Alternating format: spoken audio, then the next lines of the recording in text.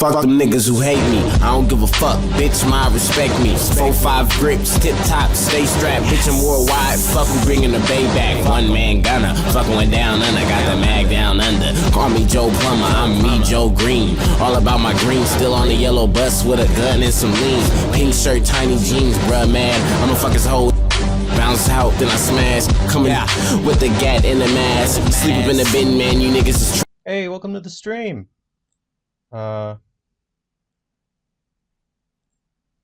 Good morning or good evening or afternoon or wherever you are in the world.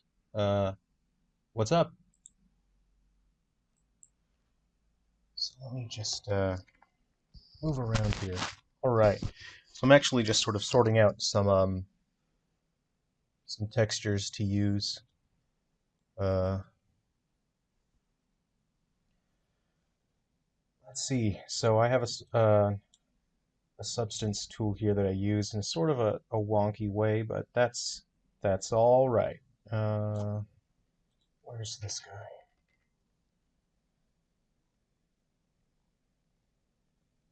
Skin. Here we go. Yum, yum, yum, yum.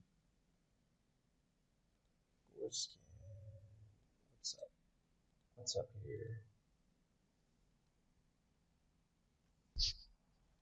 Hi everyone, welcome to the stream. And Unity crashed. Cool. Cool, cool, cool, cool, cool, cool, cool, cool, cool, cool.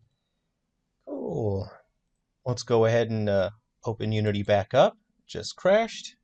Let's see if it ooh, don't look at that. Alright, so today we'll be using Materialize. We're going to generate some textures.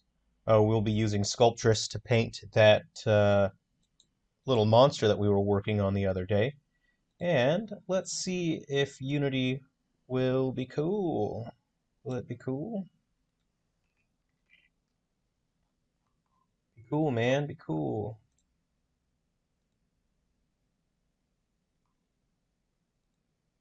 Okay, that's kind of annoying. I think if I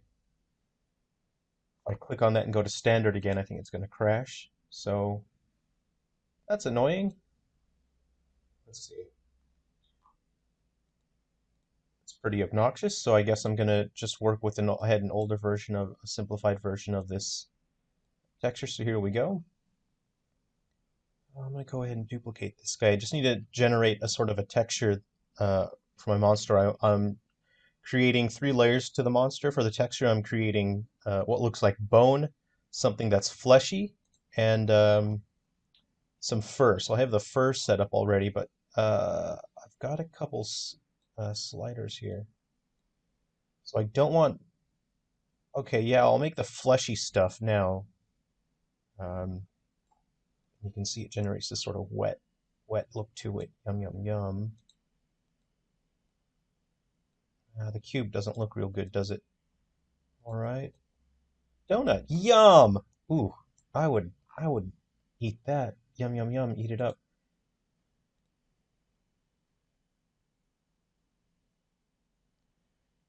Okay. Recommend that you use an audio bit rate of 128. What does that mean? I don't know what that means. Can anyone hear me? Is the audio good? Let me check OBS here. Yeah, good? No? Yum. Ah, that's pleasant.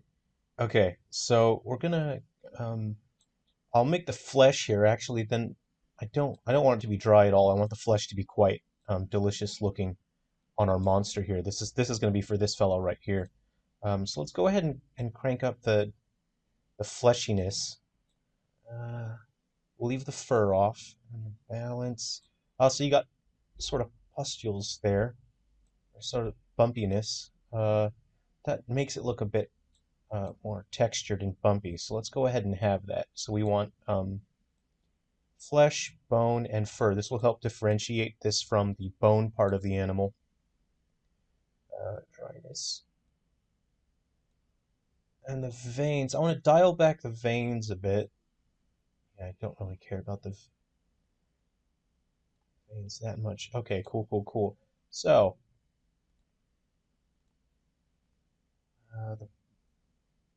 There's a lot to it. I'm going to get that out of the way now. So actually, this is sort of an ungraceful way to do this. Um, but because I just need the source image, it's not super important. Um, how you get to the end, the journey is what matters, I guess. Okay, I had my first setup there. Let's go and get that to 2048. Again, this is a, actually no, we'll go 1024. Yeah.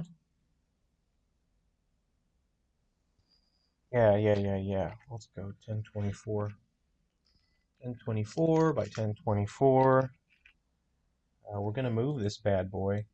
Again, this is not a super graceful way to do it, but it's just a pretty fast way for me to generate these base textures and then create um, the more important stuff out of it once I get the ball rolling here. So generate that. All right, we want to get rid of that. Again, this is not a great way to get to the end product, but I have a number of steps that sort of fix that up, and this is just the start of the product here. So let's go flesh. Yum, yum, yum. Okay. We'll go back to this, and we will close that. Should send that back to the proper window here. Skin 2, that's the one we were working on. I want to create a sort of a bone look. Um, oh man, I actually wanted. Can we do that instead? Yeah, let's go ahead and do that. So I think that last image just gave us a bit of that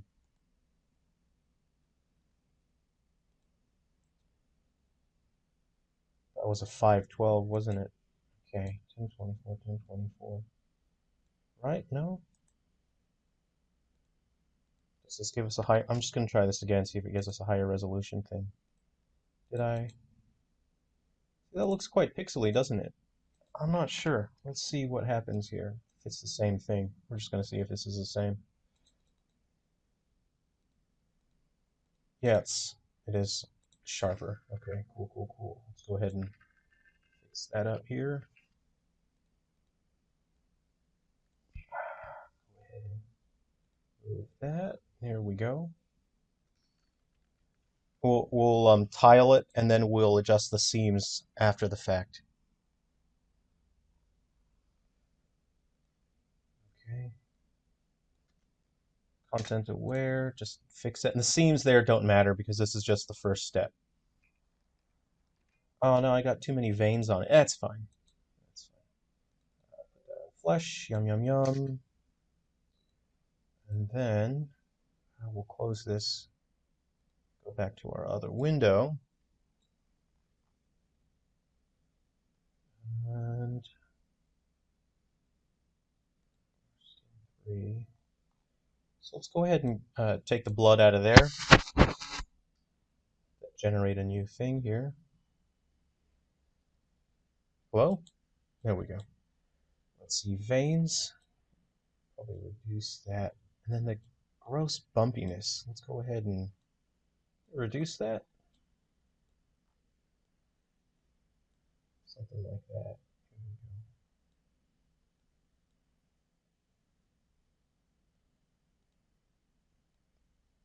Put that back in there. Okay, that's good enough for now.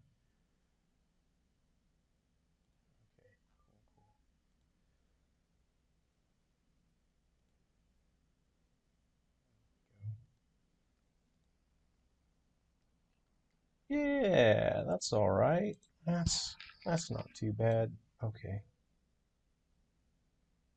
Actually, no, I'm not real happy with those bumpy bumps. Let's go ahead and get rid of those. So I think we go back to again, this is an older version of this sort of um, texture generator here, but the newer one is crashing and it was working yesterday, so Unity can be a little temperamental, but that's, whatever. Okay.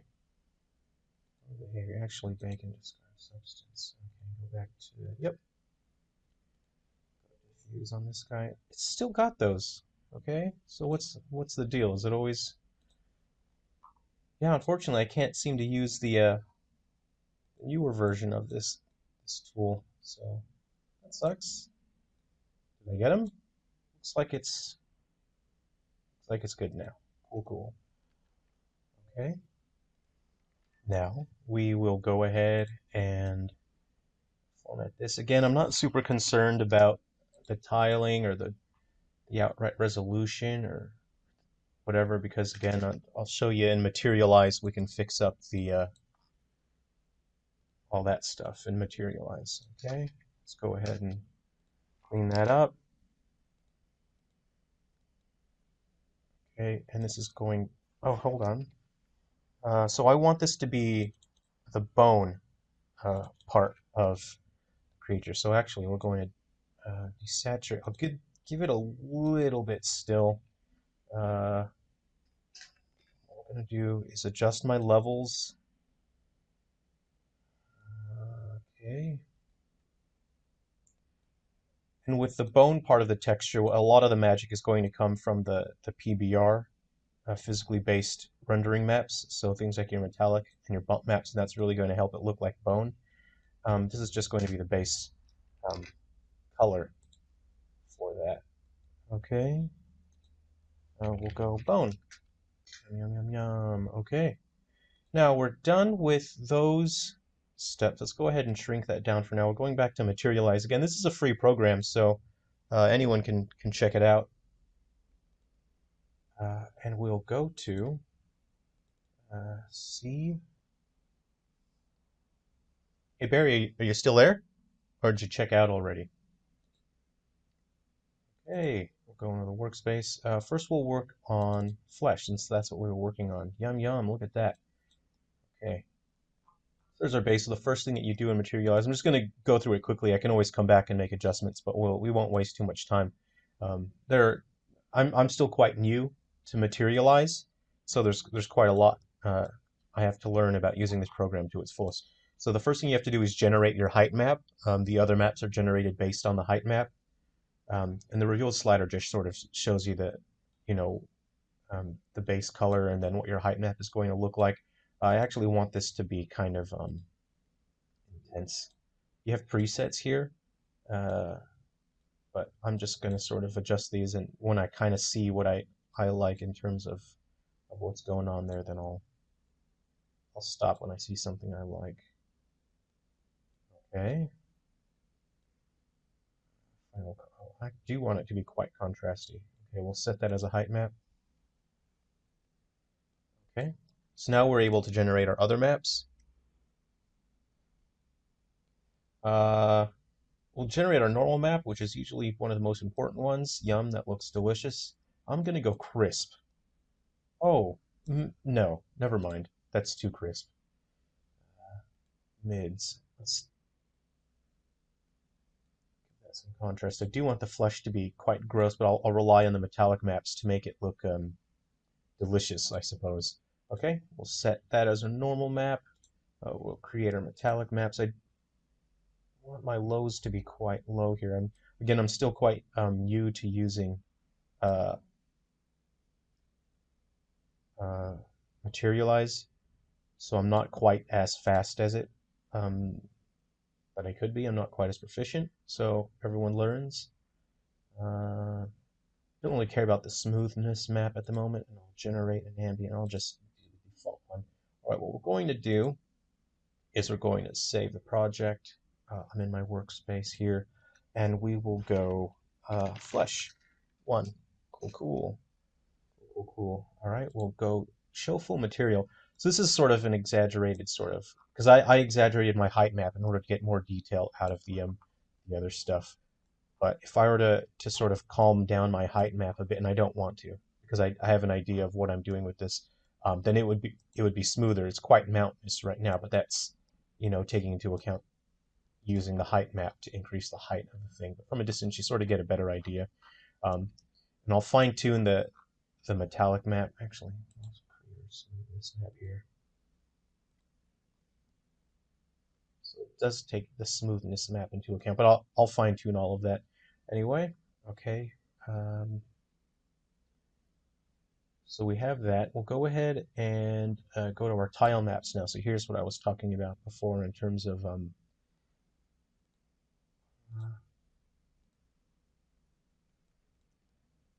tiling map lets you get rid of the seams. So I'm going to put this to, let's see what it says.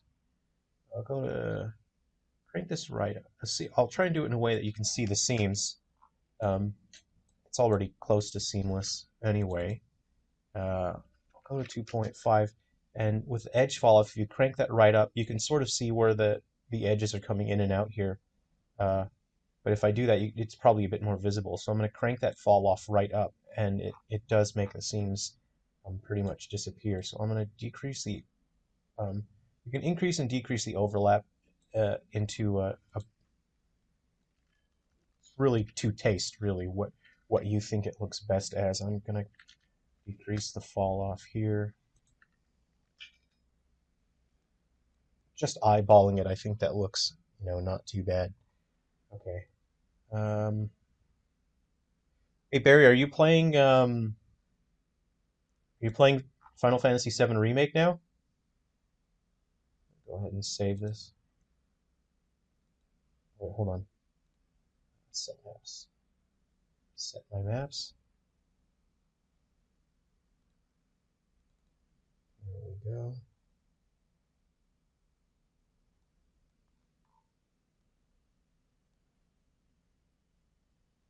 Okay, the next we're going to do is the fur.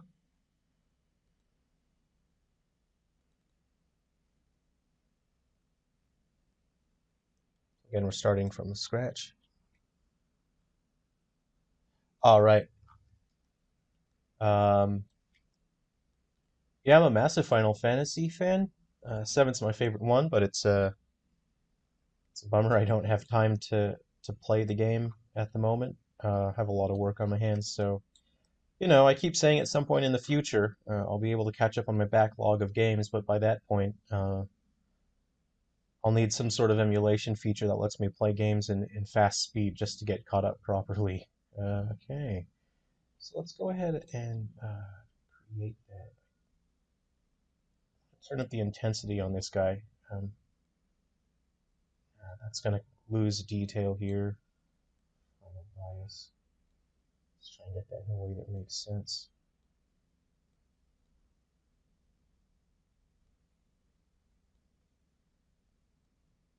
Okay. Seems to make sense to me. Let's set as the height map. Let's create our normal maps. I'm going to go crisp on this. Oh no, we're losing some detail there. Okay, so we're going to go back to our height map. Hold on. We've lost something here. Let's see. What if I tone down the contrast? There we go. Okay. Set that as the height map. Go back to our normal maps. There we go. Crispy, huh? Yeah? Okay, good, good, good. Increase the contrast on this. I want it to be quite sharp, so there's a lot of depth to the fur. Hello, Nanashi. What's up? Welcome back to the stream. All right, see you, Barry. Take it easy. Thanks for hanging out on the stream. All right. So yeah, we're I don't if you just got here, Nanashi. I was creating three different textures for the creature we were making the other day. So we're just creating the sort of the the normal maps and the specular maps for it. So we're creating texture, um, uh, flesh, bone, and fur, and then I'll start painting on the creature, and then we'll see what's going on there. Okay, so that that's looking okay for the texture map. We'll create our metallic maps here. I'm not super concerned with the metallic maps at the moment. Again, I can always come back and make adjustments. I'm just trying to override. We were just working on a previous texture, so I just need to overwrite them. Okay, create those, set as AO maps. Now I'm going to tile my map. And fur, I think I don't want the fur thread, the fur hairs to be too big and visible. So you can see there's quite visible seams here, and the edge fall off isn't really helping me with that. I'm gonna and I'm going to crank that to 2, and it does make the seams less visible. I'm going to work on the edge fall off here, so I'll see if I can get rid of that seam. Crank that to 2.5, and I'll increase the overlap. It's still quite visible. But when it's on the actual creature, because this isn't going to be the only texture on the creature, the seams, it won't really be visible once it's on the creature. All right, you know, I'm kind of, let's see, I'm kind of happy with that. Check my tiling a little bit more. You know what? I'll take this. I'll take that. I'll set my maps. Okay. Everything seems to be updated. I'll save my project, and this is going to be for 1. All right. Was it C clear? Is that what that does? I again, I'm still new to Materialize, so I don't really know. Nanashi, are you playing Final Fantasy VII? Oh, I wish I could be playing Final Fantasy VII right now.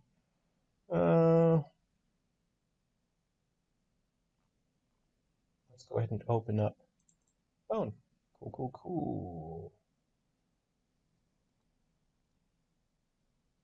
All right, create. Put that at default. Cracks. I do kind of like that actually. Let's go ahead and set that. It's the height map. Let's go ahead and create our normal map. I don't want the bone to be so bumpy. I actually want the bone to be quite smooth. So I'm actually, yeah. Set that as the normal map. Let's create our metallic maps. Set that as metallic, and then we'll have a look. Set a smoothness, and then our ambient occlusion.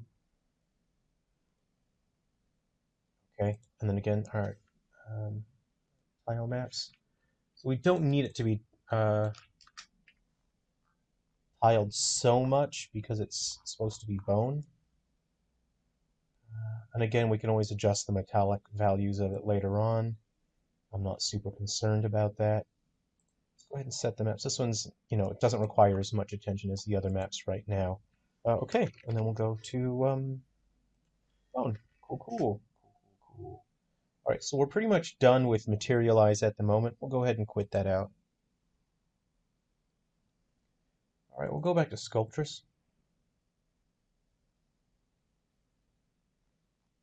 Okay, it seems to have remembered our project from the last time. I actually need to finish this, so I've got to finish this front leg now. I'm pretty happy with the rest of the guy, and again, I can always come back and make adjustments if I want. But in Materialize, once you start painting, you can't go back to sculpting mode, so you're gonna have to finish your sculpt and be happy with it. So I'm just gonna move my stuff around. I'm not using my mouse or keyboard for this. I'll be using my tablet, and I'll have a sip of my coffee.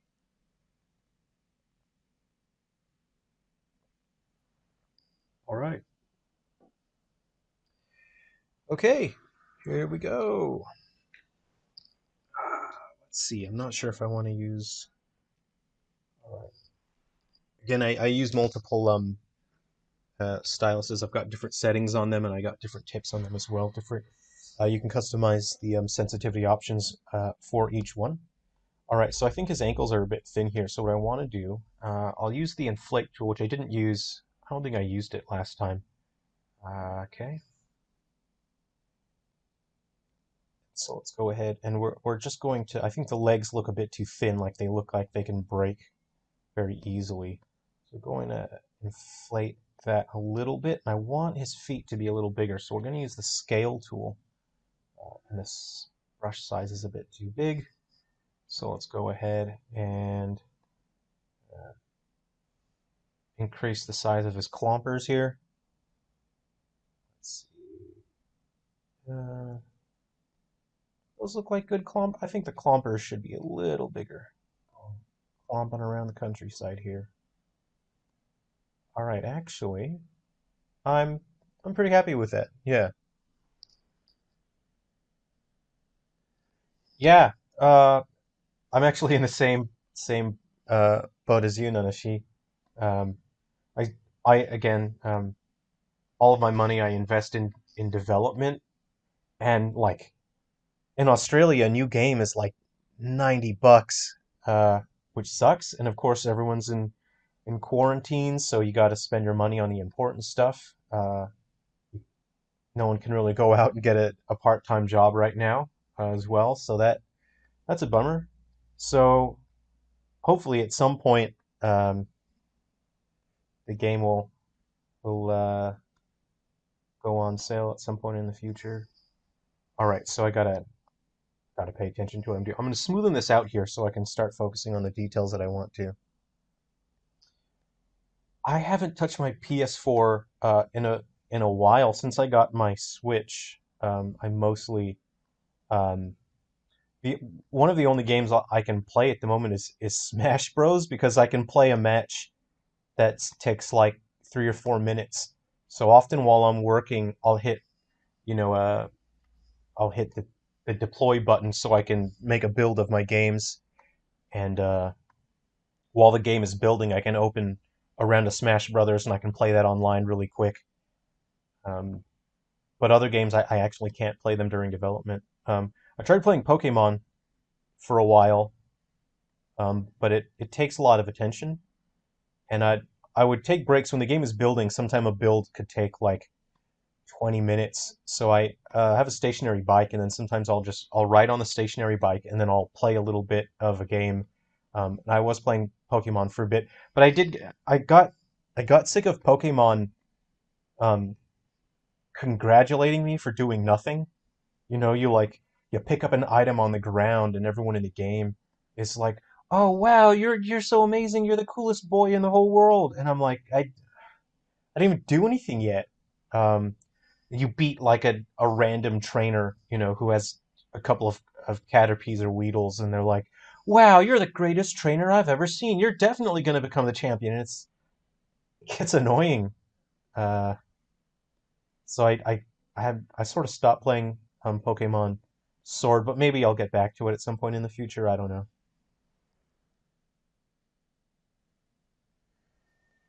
Yeah.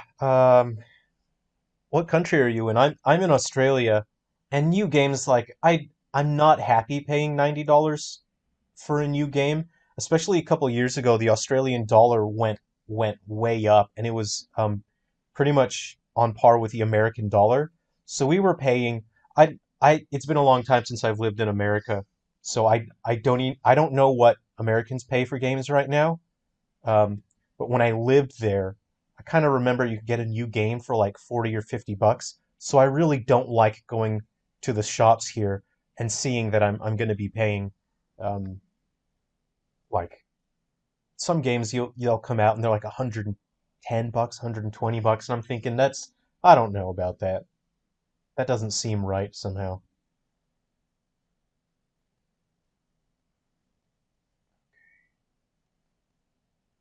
Put some meat on the bone there.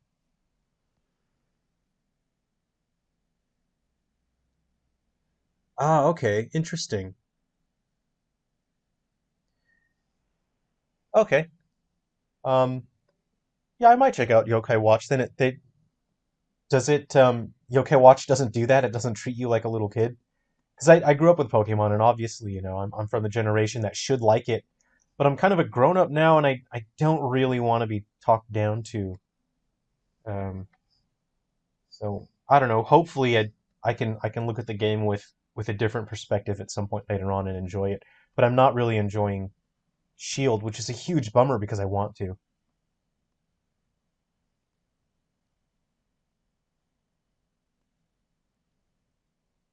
All right, let's.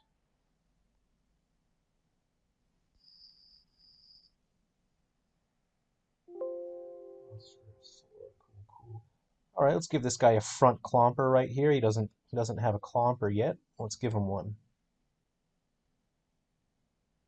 What would make this front clomper kind of creepy is to make it sort of like a hoof. I'm trying to do feet that um, don't really look like an animal that exists. otherwise it'll be too relatable. Like these, that looks like it's something that's not quite right. That doesn't look right. That's how I've done the back feet there.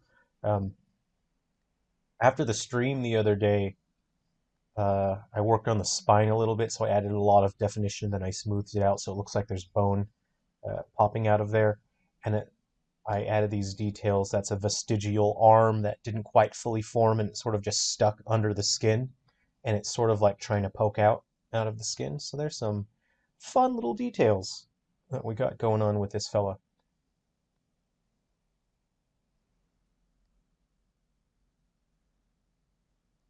Ah, that's so expensive.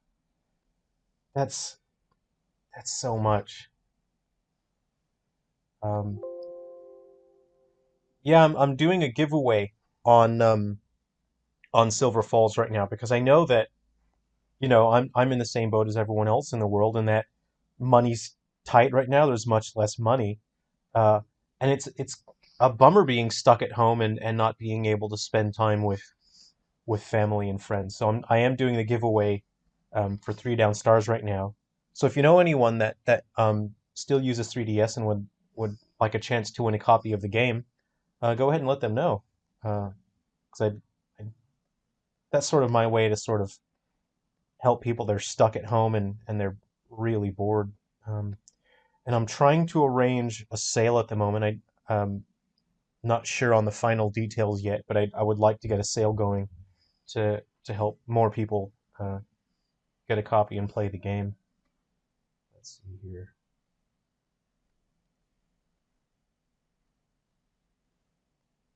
So you can sort of spend hours adding details to this. It's really fun. Uh, Especially with the tablet, it's a lot of fun. If you have a pressure sensitive tablet, it's very cool. All right, so I want to make it seem like he's got a bit of that thing going on. He's got a bit of that. This dangly bit can be right here, like that. Okay. Now, as a rule of thumb in general, things that are round and smooth are adorable. They're cute. And things that are angular and have edges are not cute. So, I mean, these clompers look kind of cute right now. So what I'm going to try to do here is sharpen it up so it's not so adorable here. Make it seem like there's a bit of a joint here and a line, and it gets less and less cute the more lines you add to it. I guess that's why chibi things are so adorable, is they're so round and soft. I'm going ahead and increase the strength on this.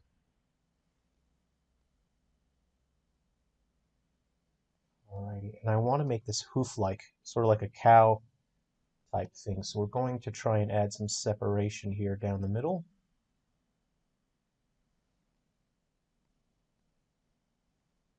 Actually, we'll go ahead and do this so our separation is nice and clear.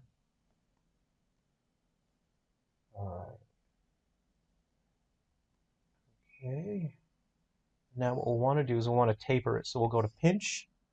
We're going to pinch these here and try and bring them to a point. So they're kind of to a point.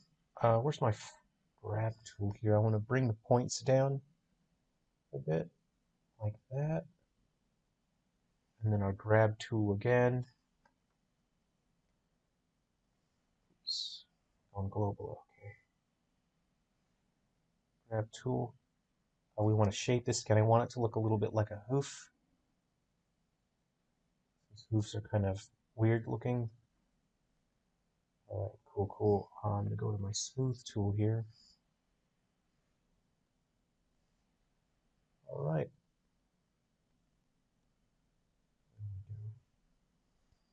Go back to our crease tool.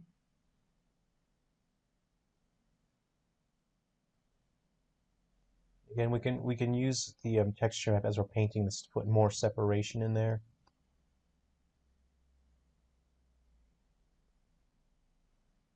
I'm not happy with that. Let's go ahead and undo that.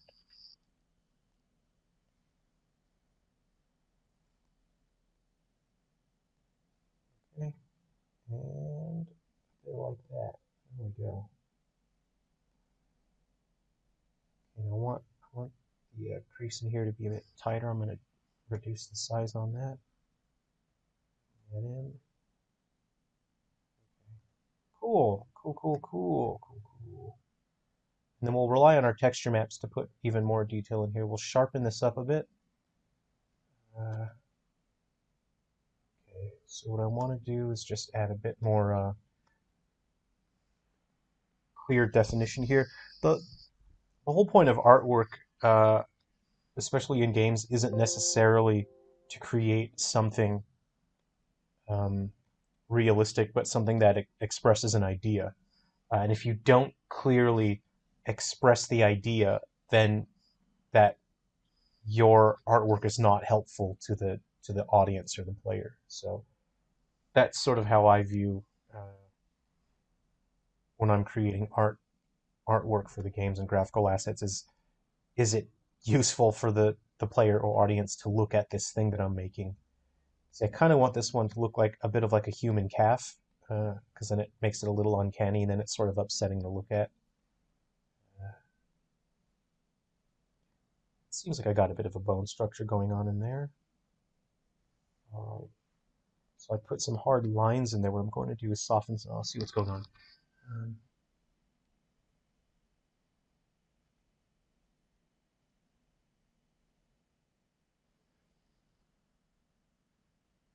Okay, see you later, Nanashi. Okay, so I'm just smoothing this out a bit. I am losing detail a little bit, but I can also always come back in and put more detail back in there later on. Uh, go ahead and smoothen that out. Ooh, no. Oh no. Cannot see. Uh-oh. We'll zoom out. Okay. All right. So I'm about to finish up the model here, but I'll probably come back to it again. But I'll get started on the on painting just so we can start seeing what the painting process looks like, and we can sort of see how our textures look. And if the textures don't seem to achieve the effect that I'm looking for, then we'll go ahead. We'll go back to materialize. We'll adjust the textures, and then we'll start again. But I have a feeling that I'll come back here to make more adjustments to this fella. I do need to smoothen this out. So see how that doesn't look quite good, right? But I never panic over things like that, because a smooth tool does give us a lot of control uh, over that. So I'm going to see, I didn't want to do that. It's too much. Might reduce the strength on that. Let's clean that up just a little bit. And again, the normal maps will help us with separation. I can always come back and do more work on that. So I don't want to smoothen too much here. I want to keep my detail there. Okay.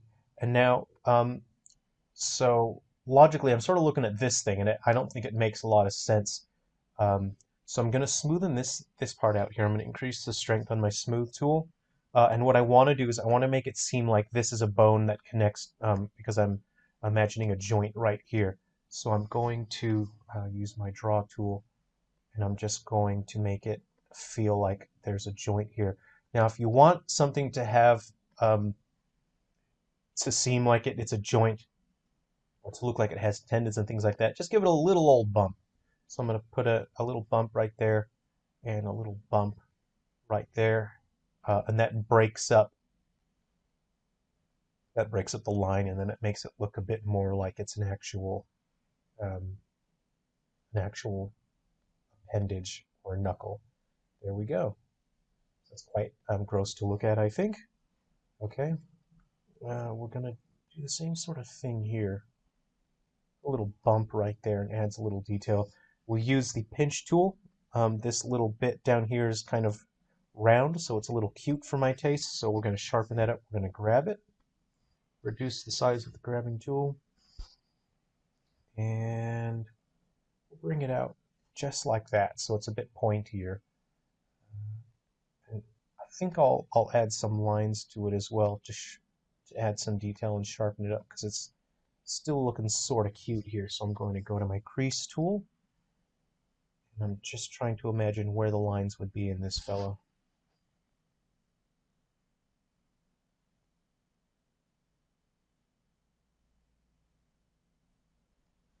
Okay, and then we'll smoothen that out, reduce the size of that. Okay, okay, okay, okay, okay. Again, this part doesn't look... Again, you can spend hours and hours working on this sort of thing. So what I'll do is I'll save. And what I like to do is I save in stages in case I get to a part where I don't quite like what I've done. Actually, I want to build this up just a little bit more here. Doesn't seem the way I want. Okay, that seems a bit better to me. So I save in stages and I do S1, S2, S3, S4. So if I end up doing something that's way too destructive... Hi, Rock. Yeah, what's up? Thanks for jumping in the stream. Yeah, if I end up doing something I don't really like with the model, I can go back to a previous stage. So I'll start painting, and I know that this is just going to be a draft painting stage, but I want to get an idea of what my textures are going to look like as I'm painting on this fella. So I'll go ahead and S5, and I'm going to start painting on this guy. So, Rock, yeah, I'm not sure if you were here earlier, but I was preparing some textures that we're going to be painting on this fella. Go to my workspace here. So we generated a bunch of these using a free program called Materialize. Icons. So we'll be using our map. So we've got a bit of a fleshy bit, and I think that's kind of looking too red, actually. So actually, I might go ahead and tone down how red that is. I'm not a giant fan, actually. Go to my reds. I'll reduce that a bit. Yeah, that might be better. I'll go to my levels, and I'll just do a bit of this, pinch my levels in a little bit, get my brights up, and I might tone down the redness again just a little bit. Reds. There we go. And again, this is a very flat look, but once we have our metallic maps in there that sort of express the shininess, it's going to make a big difference. Go ahead and I'll save this as 2. Cool, cool. Thanks. Rocky, are you playing Final Fantasy VII at the moment? Then remake? I would love to hear about it, but in a way that doesn't include spoilers because I think at some point in the future I'll be able to play it. So I was so zoomed in when I was working on that clomper down there, I just realized it's much smaller than I would like it to be. So one thing I'll keep in mind that I already know I want to do is make that clomper a little bigger actually. Okay, so we've got textures here. I'm gonna add those new textures I've been working on. We're going to our workspace. First I'll add is bone. Okay, we have bone, we have flesh. That's the new one that I made. And our fur. Cool, cool, cool, cool, cool.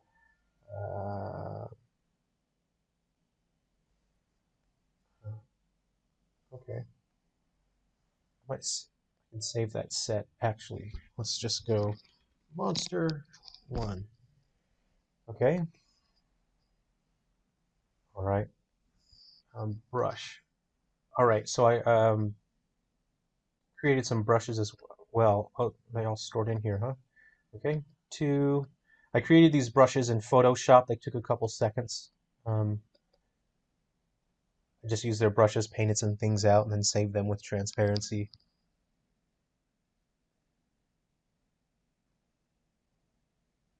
Yeah, that's right.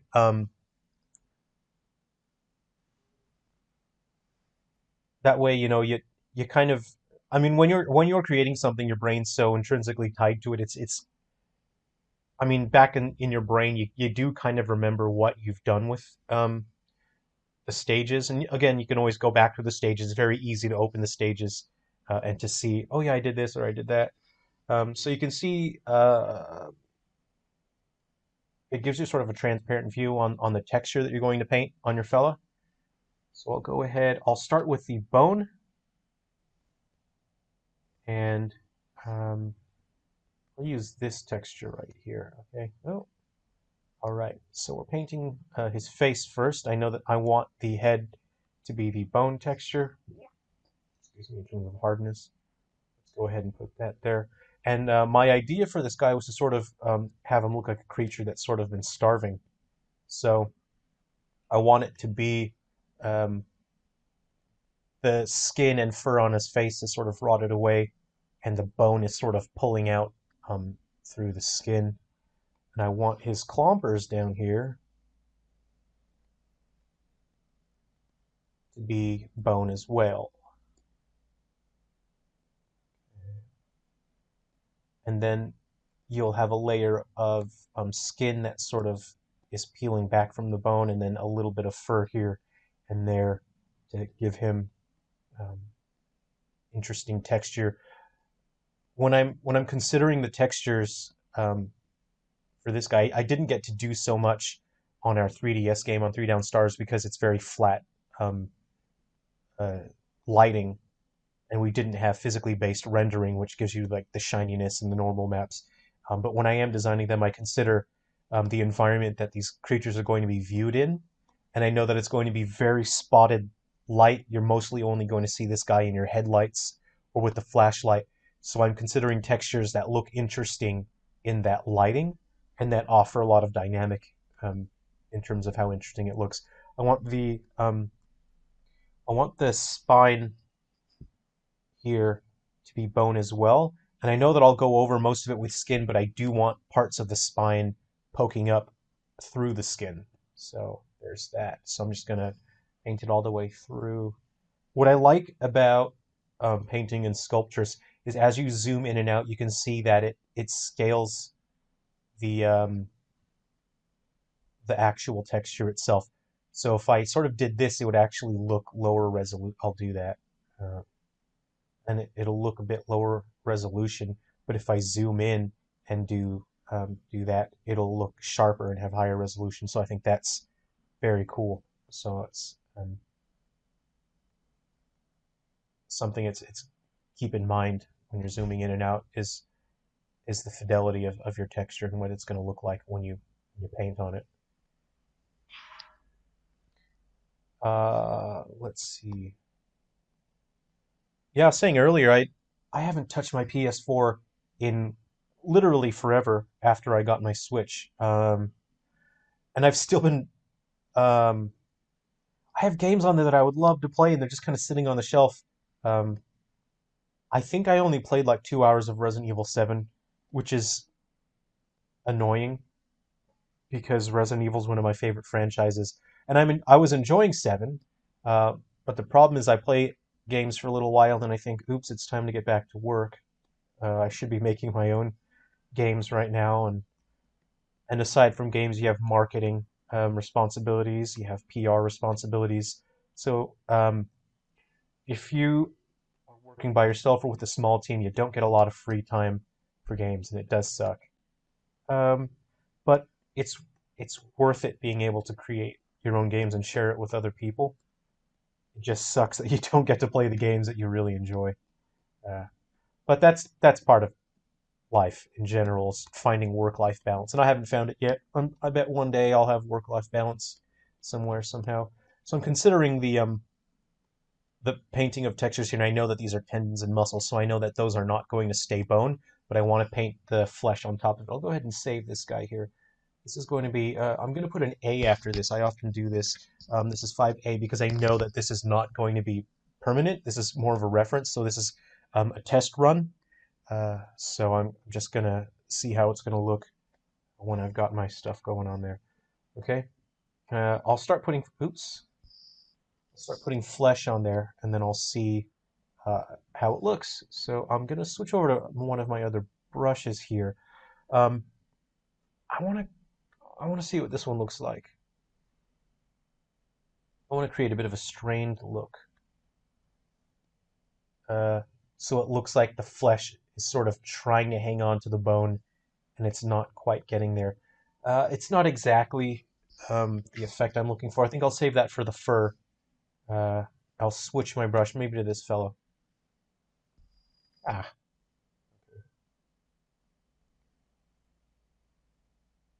okay.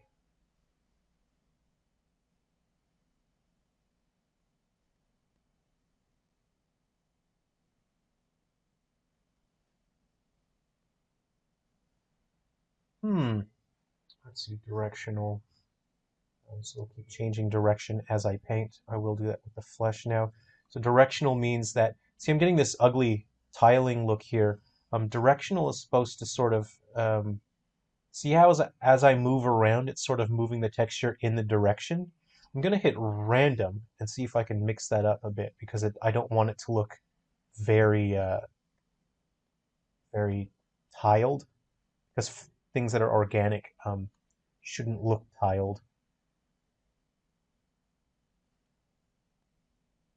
Okay. I'll try and use another brush to create flesh streaks and things like that.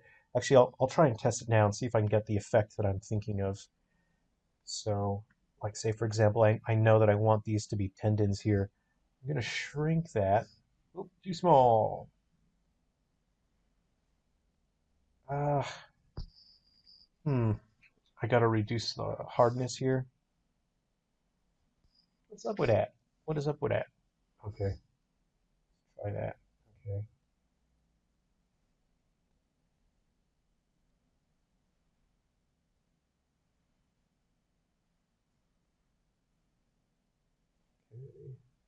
I'm kind of getting there. Let's see.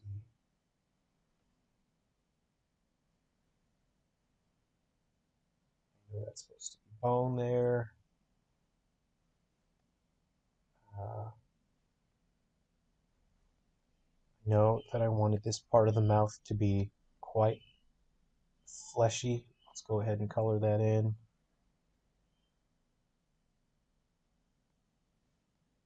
Ah, come on.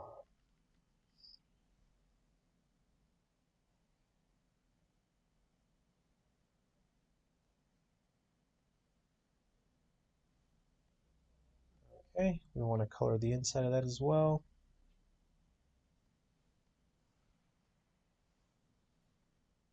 Oops, too small. Still too small.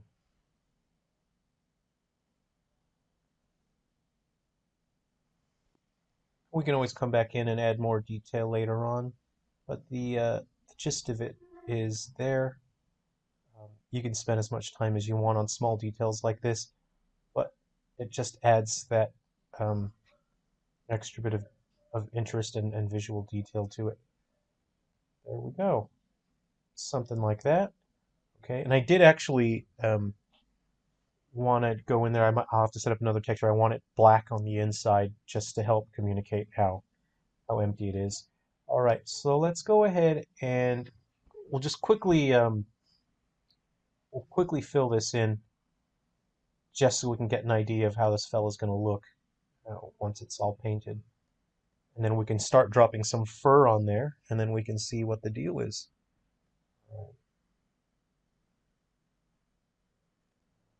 Okay, here we go. Fill that in.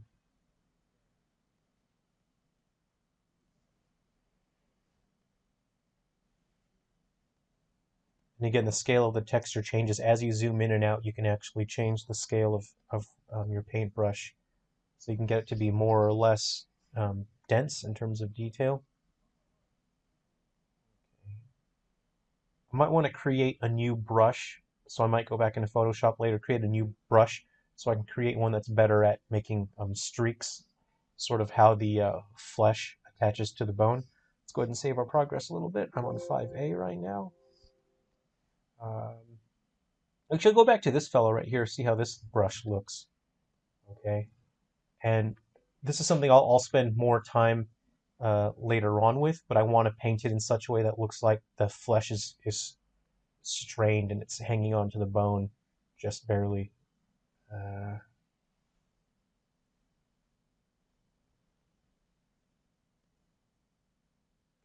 so we'll run a quick test. We'll just do a bit of this, and I know where the bone is located on each particular part here. So we'll just fill in the color like that first. Got a bug flying around my face. Uh, yeah. Okay. So that's sort of the idea I had. Uh, Bone. I'm gonna switch over to the bone texture now and just start shaping this up a little bit. Put that on there like that.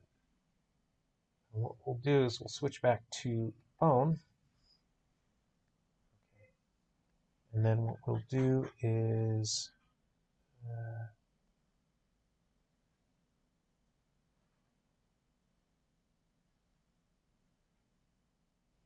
again, we don't have our normal maps in yet, and normal maps make a lot of impact on the expressed shape of your geometry. I'm just going through this quickly again. It's just a test to see how it's going to look, but I will have to make some more brushes. I can see now I'll have to make some more brushes to get the effect that I had in mind. Okay, this is sort of a brief thing here.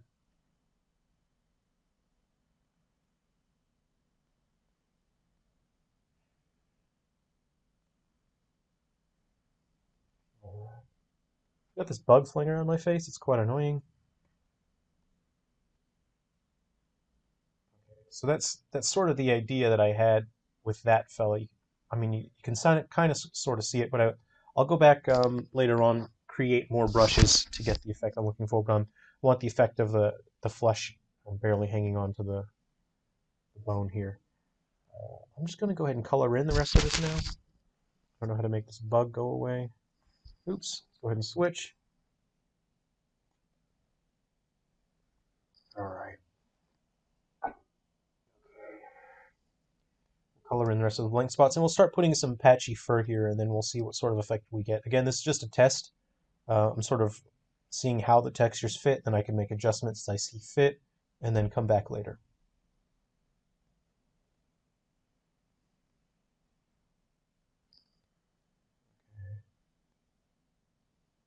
So you can see how I worked more zoomed in over here, so now it's more texture dense there, and it's less dense here. So I can, again, I'll always come back later and then make it more or less dense. There's a bug that's flying around. It's very annoying. All right. I think, all right, so what we'll do now, again, this is another test. I wanted to see how this is going to look using this little star brush that I made. This bug, man. Okay. So let's just start. We'll start here and see how it's going. I already have a Pepsi. Ah. Oh, thank you. Blueberries are very healthy. Antioxidants are good for you.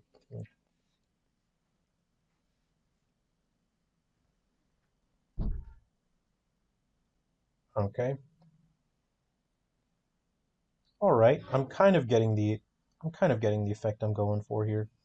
Um, Increase the hardness and the size of the brush.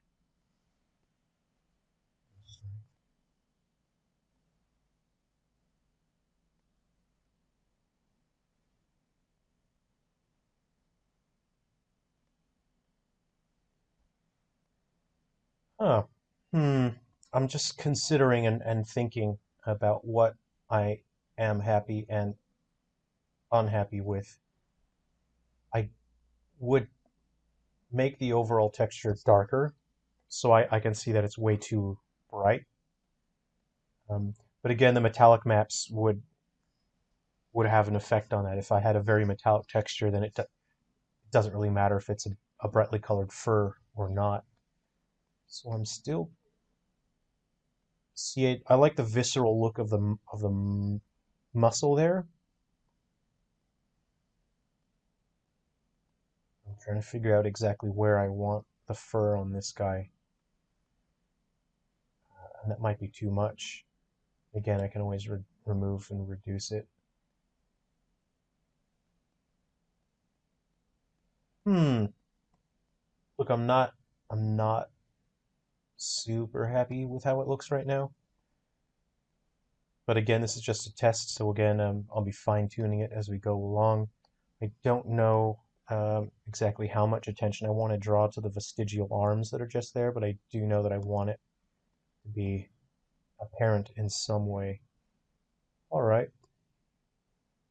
Let's go ahead and give him a little bit of fur right up to that point, but again, that's too much distribution for the fur.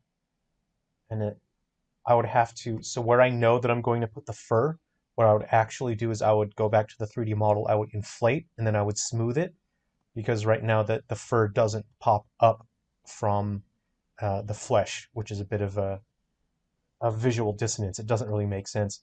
And also make sure to eat blueberries for antioxidants. They're good for your health. They help you focus. So what we'll do is, again, this is just a bit of a test. So what we're going to do is export this. I'm going to paint in the flesh right up to his clompers.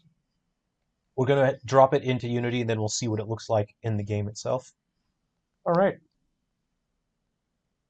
So let's just fill in the detail here. Again, I'll have to come back with another brush so I have a better visceral attachment of flesh to the bone. Right now, I just made 4 brushes quickly, and they're not getting the effect that I wanted. Okay. So that's not, look, it's not the worst thing in the world. Look, it's just a test, so let's go ahead and let's do something. Let's paint in his little butt here. There we go. There we go. He's got a cute little patch of fur on his little butt. Okay, so we'll save this again. This is 5A, so I know that I'm not, that's a sort of, I'm branching out, so I know that this is just a test. I'm not going to overwrite anything. Let's go ahead and save our texture map here. Oh, I got a workspace that I'm working in. I'll go monster test 1. This will be my diffuse. This bug is super engaged right now. Okay. I don't really like the way that it saves my normal, so I'm actually going to generate new maps for this fella using Materialize again. And let's just say my mom. Okay. Let's export PSD and see what it says. Okay. All right, I'm gonna crack open this Pepsi. Everyone remember to drink Pepsi. So we'll go back to our workspace. Let's put our files. Let's just bust this open. All right, so it sort of saved a test render of that.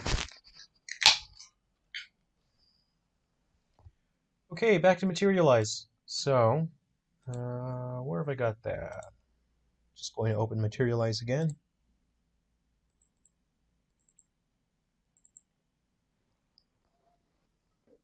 Cool. Again, this is a free tool.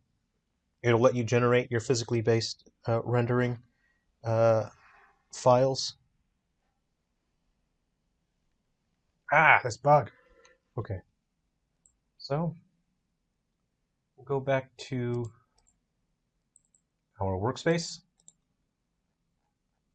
We will go to, what was it? What did we call it? Monster test? Test monster? What did we call it? Monster? No, that's a normal map. What in Sam Hill? What have I done? I did something wrong. I'm distracted by this bug that's trying to fly into my eyeball. Monster 1, yeah. I must have saved over it with a normal map, which I don't even want anyway. Because I'm going to generate a new one with Materialize, so it doesn't even matter. Okay, so here we go. Again, let's see, workspace. Let's go ahead and open up that monster test. We want our diffuse map. So this is what our happy boy looks like right now. We want to create our height map first. I'm going to go for detail. I'm going to go cracks, set as height map. Okay. Actually, I want to increase the contrast on it just because. Okay, we'll create our normal maps quickly. Again, I'm not super concerned about this stage. I don't super care. I just want to quickly pump these maps out just to give us an idea because I already know this isn't going to be it's not even going to be our final form. All right, let's quickly pump out a metallic map. Quickly one of those guys. I don't really care about smoothness or edge map really. Ambient occlusion. Here we go. We don't want the tile map. Definitely not. Let's show the full material so it kind of gives us an idea of what he's going to look like. I already know that I like the look of the bone. It's kind of cool looking. And switch to PNG. Let's go ahead and save this project. I'll create a new folder. I'm going to say test 1. Confirm. Open that up, and we'll say answer test 1. That's going to pump out our files. Okay, workspace. We've got our test here. Very good. We're going to copy that. And we're going to bring it into Unity. Are we all following along? Is this cool? Everyone cool? Rock on. Okay. So this guy here just has a sort of a placeholder texture on him right now. Let's paste the files in. I've pasted the files in there. All right, let's go ahead and drop our things on there. So he's got his texture in there. I'm just going to start doing the placement. So we'll do the diffuse map, the metallic map, the normal map. Now I don't really want a height map in there. Let's go ahead and take that out. And our occlusion. So what's happening here? What happened? What's going on? Ah, okay. Yeah, I know what happened. So you can have two different methods for to ask Sculptress to export your model and arrange its to build its UV map automatically. So the first one, it's arranged its UV maps differently. So I'll just say, okay, so we're just going to generate our object again, our fella. He's not rigged anyway, so it doesn't super matter. Okay. So again, this one didn't texture correctly because it's an older version that has its UV map arranged differently. So we'll go ahead and put the new one in there. We've just generated a new file. We're importing it. And all we'll have to do is drag and drop.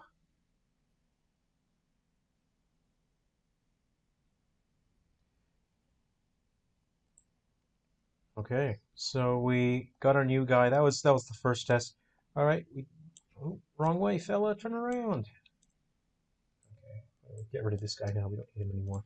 Okay, so when we drag and drop the texture onto this guy, it should be correct now. Which one was it? Was it that one? Yep. Here we go. And no. What happened?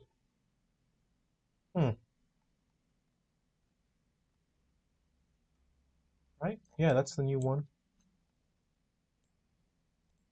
Oh, I got tiling on. So turn tiling off. There we go. Okay. So I'm going to have to do some manual work in Materialize and my metallic maps. I'll quickly do some work in my metallic map real quick so we can get a better idea of what's going on here. So right now the metallic map says that everything's super shiny. As you can see, everything's really white here. I'm just going to do, this is like a speed hack. This is kind of, you know, a fast and loose and fast, sloppy work here. I'm just going to do this real quick. I'm going to go like that. But now everything is going to be much less shiny. But I'm going to clamp my levels down just so you can see the fur areas are going to be much less shiny now. I'll clamp that down like that. Not too much. Again, this is just a test. It's not final. This is just quick sloppy work so I can get a better idea of what it will look like. I'm not super. Here, let's go ahead and do this. So I can see that anything that's white is going to be very shiny. We're going to dial that down by a lot. Let's crank that up like that. Okay, let's see what we get now. You can see that's much worse. I don't like that. Let's just go ahead and do this then. That's real sloppy, real ugly. But again, I'm just trying to get an idea of what I'll have to do in the later stages to get it to look like how I want. Where are my ambient occlusion maps? And that's what you get when you quickly sort of rush through it and you don't spend too much time. So I had a feeling that the fur was way too light, which it is. This bug is, well, I guess he's part of the stream now. All right.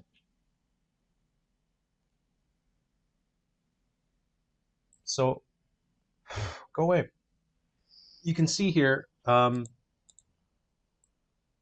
it's not, what's giving an unwanted effect is the bone is pretty much the same color as the fur. So that's not what I want. The fur here is way too light. So we'll quickly generate another version of this guy. We're going back to Sculptress. And I commented on the fur before. I knew it was going to be a lot lighter than I wanted it to be. And our texture is there. We're going to ask for a new one. So I know where my fur texture is. I'm just going to open that up, go back to that, I'll drag that into the toe shop. And what we will do is this. Now I know that I'll make it darker. And I know that the color tone of the bone is actually too similar to this. So what I'm going to do now is just see if that can quickly help. Nope, I don't like that. So what we'll do, I think I'll go to my reds and just adjust this manually. I'll push it closer to the blues. That's purple. That's green. Anyway, we'll get it closer to the blues. Purple. The idea is to get the color temperature to be something different, so it's clearly different from the bone. Go to our magentas. So what we'll do, give us a little bit of blue. Let's those, and then we'll go to our saturation. There we go.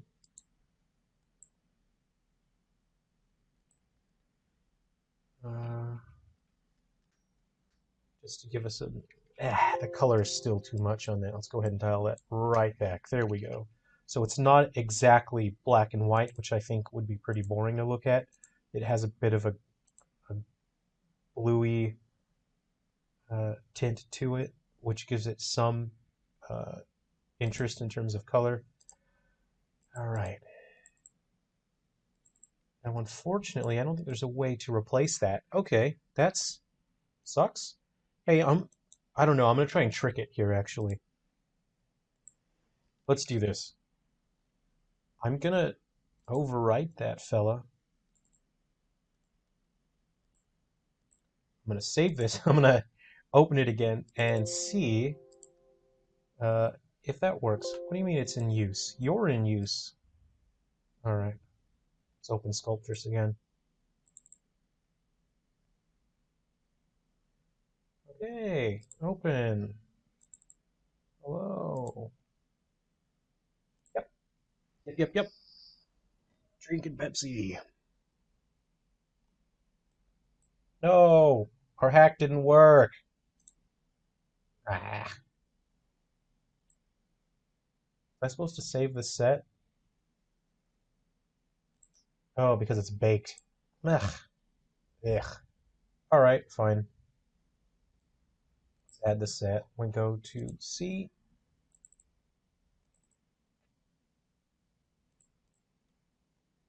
Fine. Wait, what? Oh, it didn't save. Hmm. Hmm. Hmm. I don't know. Anyway, let's just quickly I was using brush 4. We'll just quickly make another one. It doesn't again, this is just a test. It's not like it super matters anyway. Okay. I'm just gonna use my mouse. I don't even feel like grabbing my tablet for this. Here we go. What is happening? This guy, please. Why you do this? No, I don't want to do that. Oh, enable. There we go. Directional. Random. See, that's totally not what I want. There's way too much color in that. Okay. Okay. And now I'm kind of feeling like it. I need to bump up the highs on that just a little bit. I'm still not happy with the color. What is up? There are multiple bugs in here now, and it's really irritating me. Okay, here we go. Let's try this. Get rid of that. Okay. Oh, all right. I can't because it was using the thing. It's not going to save it. There we go. Try it again. Yes, save it, please. Save, save, save. That's the deal.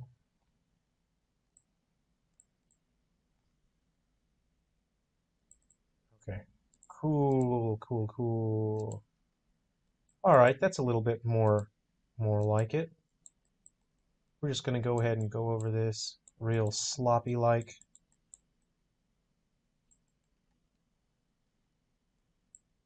Just to give us an idea of what this will look like. Go over all those fur parts. There we go. Go over those parts. Get rid of the old fur. This is why you shouldn't take things to heart when you're doing your first draft. Your early draft should be to give you an idea of what it's going to look like, and then you can analyze it. You can take a step back and look at it and decide what you need to change to make it look better. I'm going to reduce the strength, the hardness, and that, and then I'm just going to quickly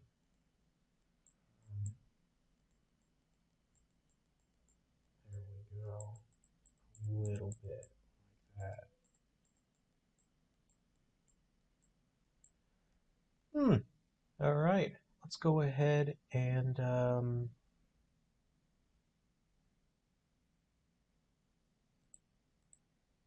sure, okay.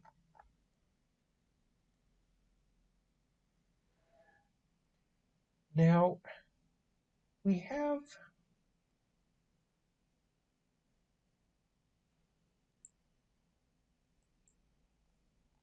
my buttons are missing. What happened?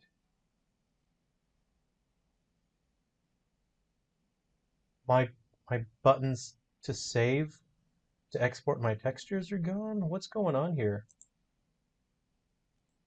They're supposed to be my buttons to export. Where'd my buttons go? Hmm. Well then, what happened?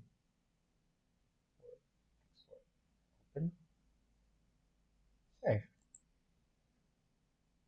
I'm not super cool with what's happening because those buttons that let me export my texture map is gone. I'm gonna close this. I'm gonna open it, and then I'm gonna see if I can get my buttons back. Hmm. Here's what we'll do. We'll go to paint mode.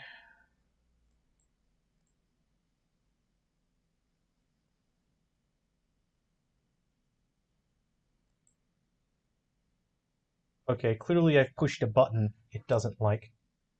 Where'd my buttons go?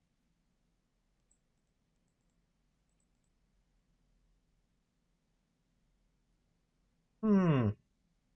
Hmm. Hmm. Cool. Cool. My export buttons are gone. Well, that's annoying. You know, the buttons that were here earlier but are now gone somehow. Why? Why? There we go. I found it. I found it. Nobody panic. So that's one of the annoying things about Sculptress a little bit is that you can accidentally click on that and then your things are gone and you're not sure why they're gone. Anyway, let me go ahead and open that. We can export our maps now. There we go. Nobody panic. Everything's cool. Yep. Go to paint. Have a sip of Pepsi.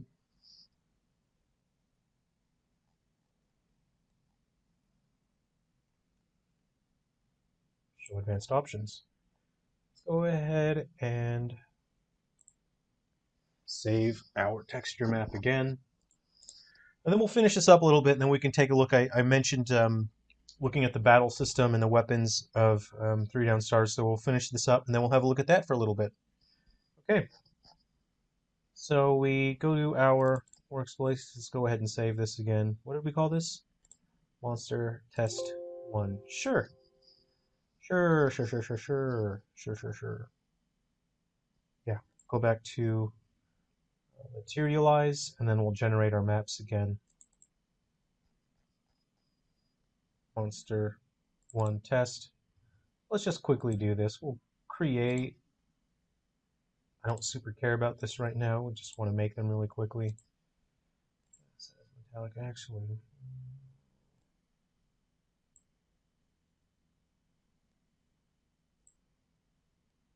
No.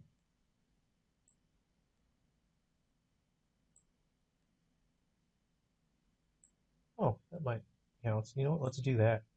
Okay, set as metallic and create. Set as AO, PNGs. Okay, monster test 1. That will save our maps. Again, we go back to test. That looks like our new version of our files. Sure, please bring me back to Unity. Unity. Thank you. Let's get rid of that. Monster test. Paste our files right up in there. It's going to import our new files, and so that gives us a better idea. Again, I didn't cover over all of the fur, so it's not quite what we're looking for. So you can kind of see what's happened here is for some reason the stuff that isn't shiny is sort of reversed. I'm going to go into my metallic maps and I'm going to flip it around. I'm going to invert it just to see the effect that we have. Yep, go ahead, update. I'm gonna Alt-I that, and let's go ahead and crank that right up. I've reversed it, I've inverted it, so what's light is dark and what's dark is light. Let that load. Actually, it's just finish saving.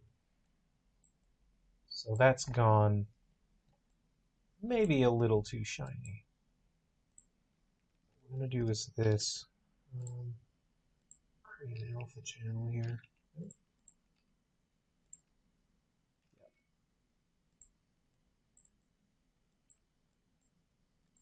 That's our metallic maps here. Okay, that's saved. Let's go back to this.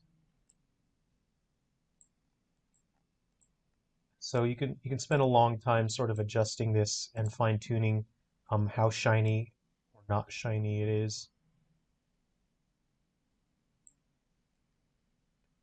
So I'm actually going to do this here. I'm going to go back to my metallic maps. So I'm going to take, let's see here, close those. Nope. Nope, I'm not happy with the effect that I'm getting right now. Let's bring this in here like that. So inverting it did not give me the effect that I wanted. So what I'm going to do is create... This is like such a sloppy way to do this, but again, I can always come back and I can paint and fine-tune each part of the texture.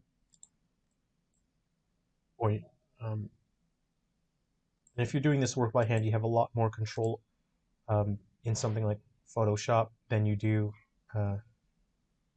in Materialize, because you can paint on things and control it by hand. Anyway, that's a little bit closer to what I had in mind. And what we'll do is we'll just rotate this guy and we can see. Now I want to make it so that the fur has a different sort of a sheen to it, so the darks are darker and the highs are higher, and that's something that we can do in Photoshop there. But I'll get to that later, but you can sort of see the idea of what we got going here.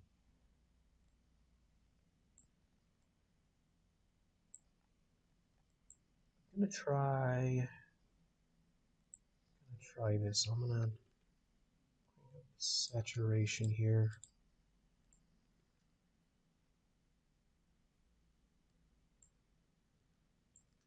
Let's try this.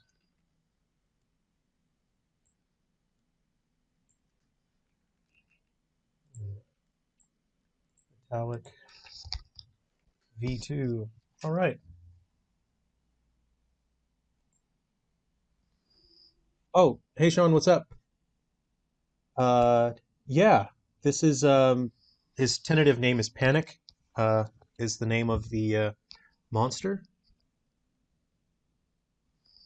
He's going to be a bit dog-like in terms of his animations. We're actually somewhere between feline and dog-like. I was actually considering just shortening his snout because it's actually a bit longer than I want it to be. Go back to the metallic. I'll go to the V2 and see. Okay, that might be a little bit closer to what I wanted. Actually, now that I'm thinking about it, I might want see, the bone has a very wet look to it. I want it to be shiny but dry, and I want the flesh to have its sort of look. So with our V2 here, what I'm going to do now, so I got us kind of close to what I'd like. I'm going to actually go to my layer mask. We're going to just do a quick test here. And do a V3 now.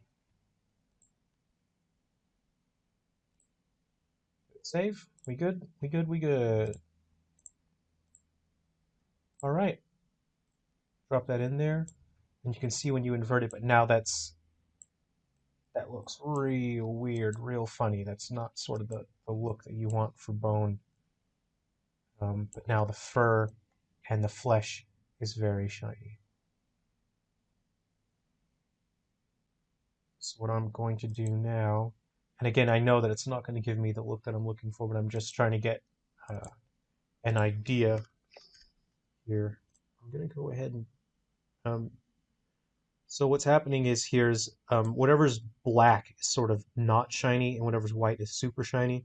I'm actually going to bring that in so that, well, you'll see the effect, and then I'll turn.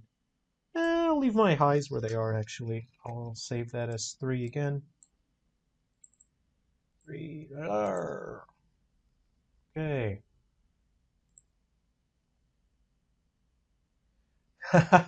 Hey, I saw a thumbnail from FU Crew. I didn't get a chance to watch the video, but they said that Stadia is free. Um, do you know anything about that? What's that all about? Oh, hey, so you can sort of see here now the bone is shiny again after I reduced the lows on that. And then we do have a bit of texture in terms of where the muscle connects to the bone there. But it's not exactly what I want, but it's getting closer and closer, so I can see where I need to fine tune it to get it where I need it to be. And again, I'd want the fur. I would have to paint it manually, but the fur will be less shiny. But it's close to what I want.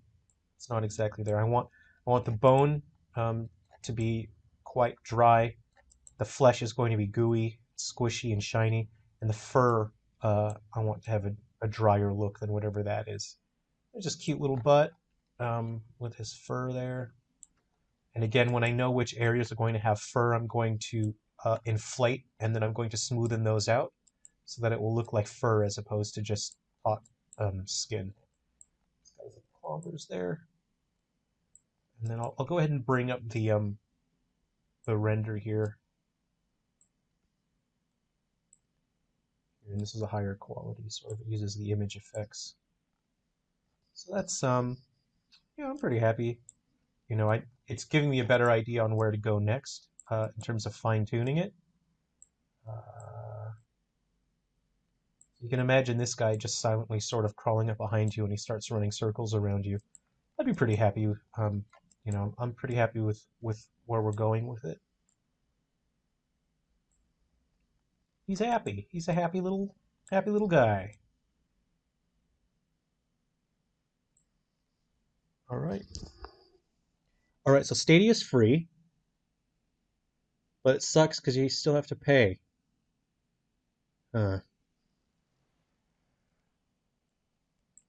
Well, I mean, he can be T-Rex size if you want. There you go. Now he's a big. Actually, the actual size I kind of had in mind for him was probably closer to this, because he is going to be the feature enemy in the Android game where you are driving, and he is going to be chasing you down in your car. So it's going to be like the Fast and the Furious Silver Falls edition, and with dinosaurs, I guess. So it's not really supposed to be a dinosaur, actually. I've been meaning to decrease his snout, but I actually need to shape it so that the mouth can open bigger, and then the snout is supposed to be a bit shorter, and he'll have longer teeth. So anyway, I am not disappointed with how it's turning out so far, but I can see the work that needs to be done next. So those were good tests that we did. I'm pretty happy with that. Cool. So you want to take a look at the sort of the weapon system and some of the mechanics in the combat behind Three Down Stars. I'll go ahead and bust that open. There's a fly here. It's just not leaving me. Let's go ahead and close up out of this stuff. And open this if Unity will be cool. Be cool, man. All right, so I sort of arranged it to try to avoid showing spoilers and things like that.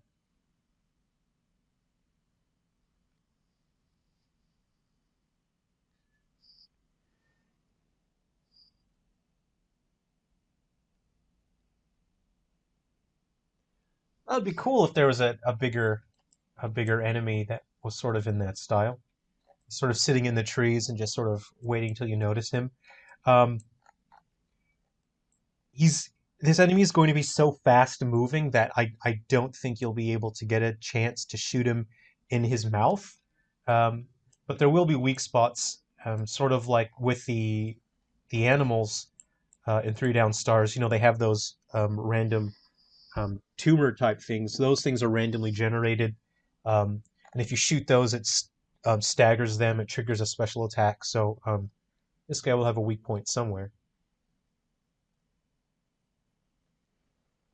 All right, let's go have a look at one of the weapons here. Let me try and find something. Weapon. What weapon do you want to look at? Name a weapon. Say something. I don't know. Here, I'll start out with the. How about this? In one of the later updates, or actually the most recent update, Hemon's Doru. All right, so okay, I guess we can do a little bit of spoilers then. Here we go. We're going to be looking at Heban's Doru and the Ice Rod. The Ice Rod is actually one of my favorite weapons. We added it recently. So these are here's the sort of the difference between how the game's going to look on the on future consoles as opposed to 3DS. So this is Heaven's Door right here sort of arrange it in a way that it makes sense to look at.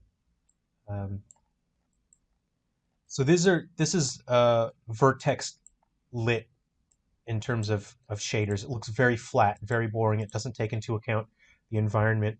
Um, I'm just going to randomly switch them on over to standard, and we can have a better look at what they're supposed to look like. Standard like that. Okay.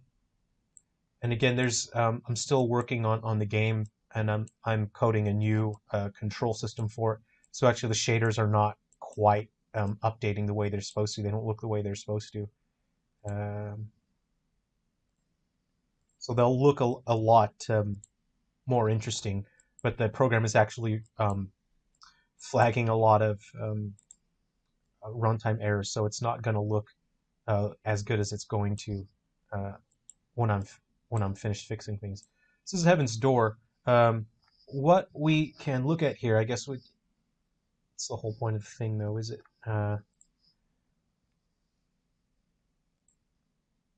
I see. Okay, so because the game is trying to load the code that's designed for the 3DS, which is not included in this because this is the vanilla PC version. So I can't even show that. Here, let me open something here. I'm gonna open this, and nobody look, I guess. Don't look. Everybody look away. Uh, 'Cause I can't actually load that because of the runtime errors. Nobody look. I'm serious, you guys. Don't look.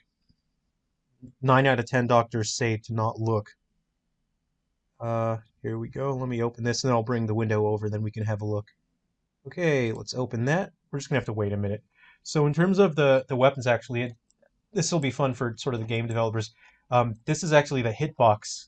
So certain weapons, um, all the weapons have different categories. The Heaven's Door is a stream type weapon, which means that it has one single big hitbox and it just keeps firing and firing and firing. If I wanted to change that hitbox, it's this thing. I mean, I guess if you wanted to hack the game or whatever, you can make it a hitbox that's that big, and I guess you would just kill everything that's in your way, uh, or you can go like that, but that means it hits behind you. But this is sort of the fun side of game development, not the crappy, boring, horrible, miserable part. This is where you get to put multiple weapons side by side, and you get to balance them, and you get to say, oh, okay, well, this gun's going to be stronger, but it means that the stream is more narrow, or oh, this gun's going to be weaker, but it'll have a bigger, area of effect. So you have that. Um, and sort of with a close quarters combat weapon, like nobody look, everyone look away, don't look. I gotta, nobody look. There's nothing on here anyway. Okay, nobody saw anything. Cool, cool, cool, cool, cool, cool, cool, cool, cool, cool, cool, cool. All right, I'll bring this over here. We can have a look at that, and I'll open Heaven's Door. Okay. Well, let's have a look. So this is the sort of the data information for Heaven's. Come back, baby, come back. So I have some. This is all gobbledygook.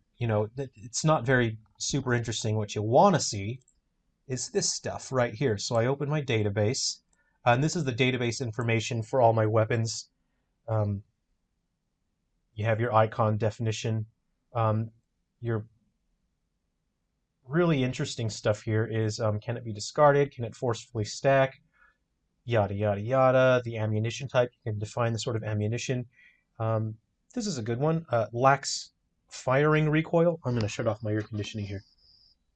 Is the weapon a throwing type? And does it shoot out a projectile if like it shoots a bow or anything like that? And the max stack size, if I wanted Heavens, I've got to be careful to not accidentally change anything because this is the live version of the thing here. If I wanted Heaven's Door, if I wanted the max size to be 999, you could change it there. Um, these things are for health uh, or items that you eat and things like that. Here's the good stuff. The weapon, so you got your base power, your amount of piercing. I sort of briefly explained armor and how that works, and the tutorial room in the game that I added does explain armor. You have the I don't use the crit rates, uh, but I could if I wanted.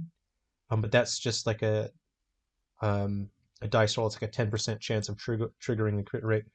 The amount of knockback force, 1 is actually pretty low. The stun time is 0.2 seconds. The weapon recoil, that's how much it makes the gun kick back. So that's not super high on that. And then you have the special attack buildup, which triggers the prompt.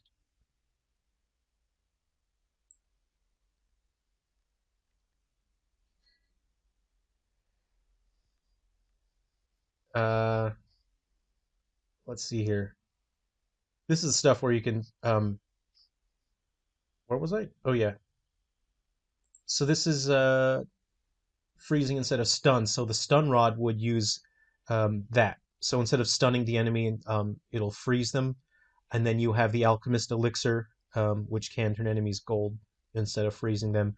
Auto fire, obviously, that means if you hold the trigger down, it'll freeze the enemy. It's yeah, it's there's a lot of stuff to it. This is what I love because I'm into RPGs and I know a lot of you guys are into RPGs as well. This is the growth ramp, so every weapon you can define the growth ramp. Um, you have the base upgrade price. Let's see, and so if you level up one stat for the first level, it'll cost 70. For the second one, it'll cost 140, etc., etc. Um, Oh, whoa. Okay. The ramp is actually a multiplier, so it's actually 70 times 3 for the next level, and then a level after that. And Heaven's Door is actually quite expensive because it's a very powerful weapon, and I'll explain why it's a powerful weapon. You have the growth rate's pretty good on it. The capacity goes up by 8, which is all right. But the main reason why Heaven's Door is such a useful weapon is the special behavior. So you have all of these here, and you can toggle these true or false. So there are many different types of weapons that are sort of hidden properties in Three Down Stars. So you have fire, ice, electric, explosive, trap, tool. There's a tool partial, water, oil, lumberjack, and sport. And that means that if you have um, your skills like pyromaniac that increase your fire weapons, if you have um, electromaniac and cryomaniac, all of those will stack on top of each other, but it actually will all sort of combine. So it would be like if you maxed out your fire and your ice and your electric and your explosives, then you can get it'll do like 300 times the amount of damage, something like that. I don't remember off the top of my head, but it's secretly, this is like pro tip. There's not that many people in the stream, so you guys get the secret strats here. It's also a water type, um, and there's no skills uh, that are really obvious that boost water type because there's only one item that is water type damage. That's the watering can, and the watering can doesn't normally do damage, but you can upgrade the watering can to do damage. There's one skill that does increase your water output damage by like 80%, which is ridiculous. And there's a secret item. So when you beat the game, you unlock Epilogue 1. Sometimes you'll meet a character in Epilogue 1. His name is Karn, and he like makes crystals and stuff, and he does glass work. And there's like a 1 out of 20 chance that when he's there sitting on the table, he'll give you an item, and that item it boosts all of your elements by, I think it boosts your fire, ice, and electric by 30%, which means that you can stack all of the other elemental boosts, and you can stack that one. It's called Earth Whisper, and Earth Whisper again, it's 30 for that, 30 for that, and 30 for that. So it's a 90% power boost. Um, and you have water on top of that. It also boosts the power of water, and I think that's another 50%. So Heaven's Door, when you combine it with the item you get from Karn, it gives you Earth Whisper. You're going to do insane amounts of damage with Heaven's Door. Um, and of course, when you go to other items, they'll take into account other things. Um, if we'll look at the ice rod. Where is it? Hmm. Ah, there's a fly. Go away. Text is so small on my screen, you have no idea. Um, uh, you have to beat the entire game, but you can't walk forward. You have to beat the whole game um, walking backward. So the game does detect if you push forward on the circle pad. So if at any point you push forward on the circle pad, you can't get it. But if you beat the whole game only going backwards, it'll unlock HD, and that means that you can play on the 3DS. It'll be in 4K resolution, um, and it'll be 4D, which means that it adds rumble to the game. So not only is it 3D, but it'll like shake, um, and it'll add Dolby surround sound. Uh, but I mean, you have to beat the game only walking backwards to get HD mode. Oh, right, HD Evan's Door. Um, that is a random item drop, but I think you have to be halfway through normal mode, through the normal difficulty missions on Frontier Fighters. Uh, and I think sometimes, the trading cards that Soldier brings back to camp. I think to even if you're still only on the easy missions on Frontier Fighters, I think you can still get Heaven's Door um, through that. Yeah, this is the information for Ice Rod. It's ice type, so it doesn't get boosts from it. The other stuff, it doesn't use the double cut combo. I know some people out there really like the double cut combo, especially when you've got bigger weapons. The scythe using double cut was meant to um, offset the fact that the scythe is super slow, but when you give it double cut, that's what sort of makes it a much more usable weapon. Um, what's quite unique about the ice rod in terms of it's the only melee weapon that can freeze, but it actually has pretty good knockback, which is really high actually. It's 6, um, and it stuns the enemy for uh, 1.2 seconds, which is pretty high. Uh, and the piercing isn't good. It's not like a stabbing weapon, and it does build up the special. The weapon special build up is what triggers that special attack prompt to prop up on the enemy. Um, but this one cannot trigger the special build up because it freezes, so it freezes instead of stuns. Let me. Hi Nanashi, what's up? Welcome back. Hope you had a good dinner. Okay. If wind is added as a damage type, will a weapon that uses earth, wind, and fire? Nice, nice. Um,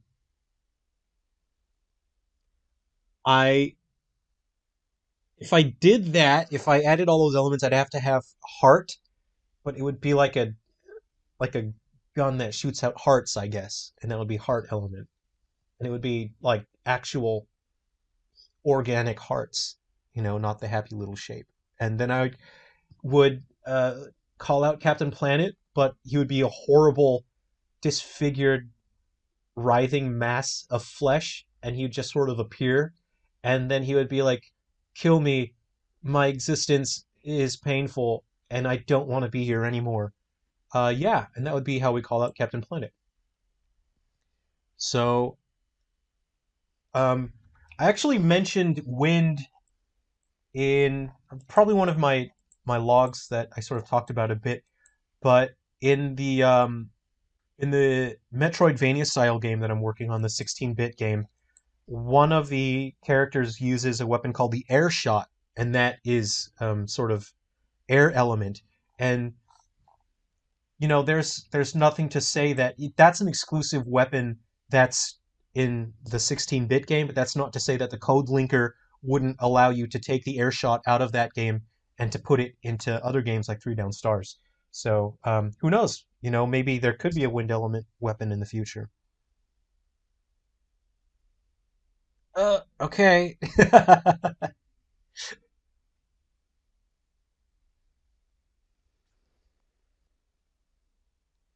I was considering um, uh, another ability that was triple cut. So if you use double cut, you'll have access to another um, combo attack after that. But I mean, the the game's not meant to feel like a Devil May Cry or anything, and the abilities that are in there are supposed to feel like they're a bit challenging to execute. Like the jump attack is you crouch and then you uncrouch, and then when you're finishing crouching, um, you you stand up and then you attack and then you do a jumping attack. But that's actually really good because it has double the amount of power when it comes to flinching an enemy and triggering that special attack. Um, I'll show you sort of what guns do here. Let me open up a gun since we like guns so much. You like guns? Manticore shotgun. People tend to like the Manticore shotgun, so it's pretty basic here. It's strong enough to hunt mythical beasts. This is the Manticore shotgun. Fires explosive, uh, widespread shot, and it's best at close range. So this is another behind the scenes secret thing about the Manticore shotgun that the game doesn't tell you, and that you could potentially accidentally figure out on your own, is the Manticore shotgun is explosive type. So you have characters like Sam Goodwin, and you can get randoms weapons that have explosive booster attached. But if you have explosive booster 1, explosive booster 2, they will actually increase the power of the Manticore shotgun because it's explosive type. So again, the game doesn't tell you that, but you could accidentally figure it out just by messing around with skills. So in terms of raw power, so let's say the power is 25. Let's go ahead and have a look at another shotgun. I'll just let me find another shotgun here. Let's look at the text. You have no idea how small the text is right now. I'm so far away from it. Hmm, hmm, hmm. Okay, so the deer shotgun, the weapon power is 38.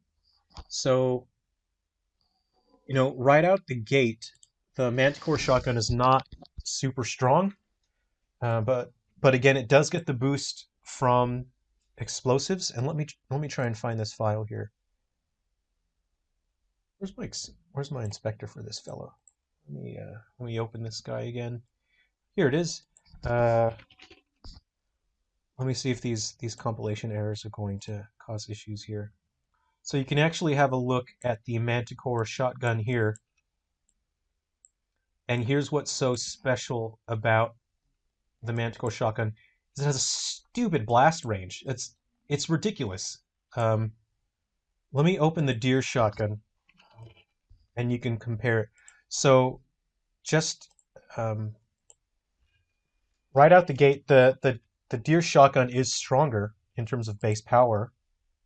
That's the birding. That's the shotgun. Uh, Let me open this, but you can see the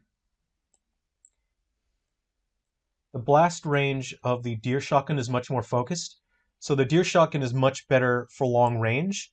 You probably get, about 10 to 15 more feet in terms of effectiveness range, or more, probably, because you can see the blast range is quite narrow, whereas the Manticore shotgun, it's so spread out. So if you shoot something that's more than like, if you're shooting that fence or whatnot, the majority of your shots are going to miss the target. Um, but if you're pretty close to your target, you're getting a lot.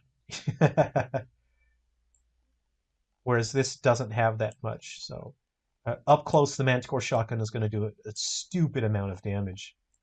Um, I don't know, let's just upscale this really quick. Let's go to standard. All right, let's go to standard.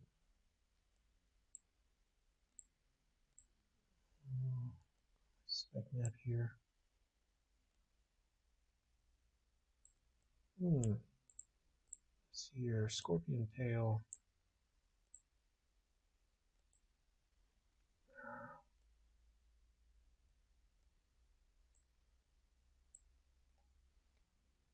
This is going to take a lot of work, obviously upscaling all of this stuff, but I have a lot of stuff prepared in advance. So you can see we quickly took that Manticore shotgun. We're starting to make it HD and higher resolution. So you can see what I did have in mind. So I have stuff set aside and ready to make the weapons look better. Um, and that's the Manticore shotgun.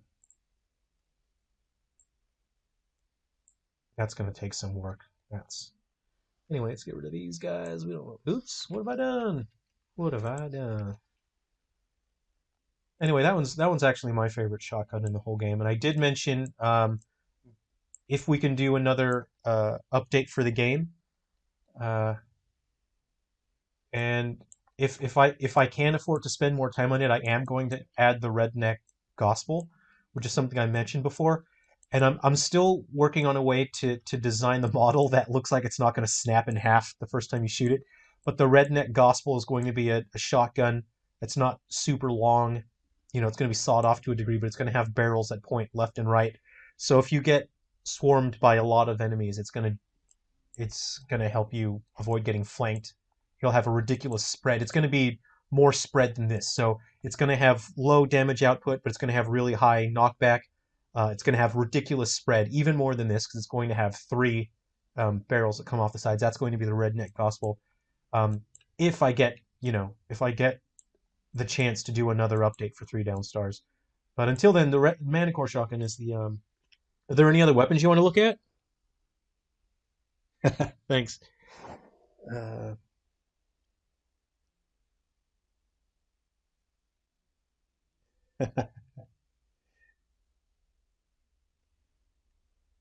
um, they told me it would probably take about 2 weeks for them to process. They told me that um, the end of last month, so I'll contact them again in a couple days, and we'll see what the go is.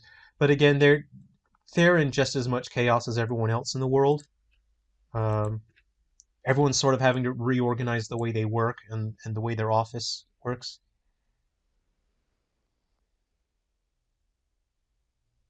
What is a duck foot shotgun? What is that? You want me to put duck feet on a shotgun? Someone mentioned the Blizzard gun. Um, Someone on Twitter mentioned, where is it? Weapon. Let's get the Blizzard in here. Weapon. Okay. So again, this is the mobile Vertex lit version of these graphics, so it looks super basic. And again, even though I'm sort of updating the textures on it, it's not going to look 100% until I finish programming the new control scheme. Otherwise, it'll keep creating compiling errors. So, even this isn't going to look quite right.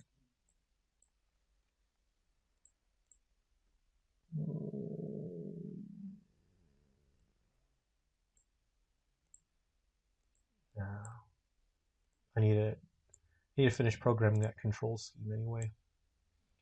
Put a light in here just so it's interesting to look at.